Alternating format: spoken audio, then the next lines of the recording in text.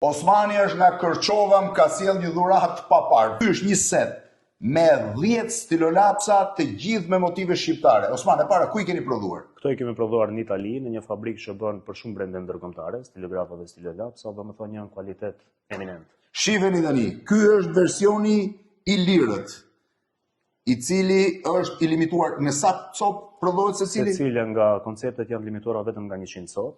Ky është Skënderbeu.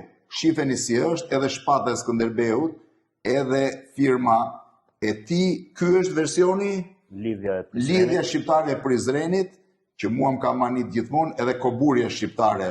Këtu, ky është versioni beslidhja e Lezhës, edhe ky i gjithi i punuar në të gjitha detajet, shive sa i bukur është.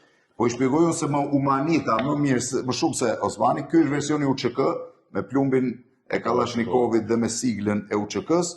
Këto janë dy versionet e mia të preferuara. Kongresi Manastirit. Ky është alfabeti gjuhës shqipe, edhe penda me të cilën u shkruhet. Është gold-plated atë material. Është gold-plated.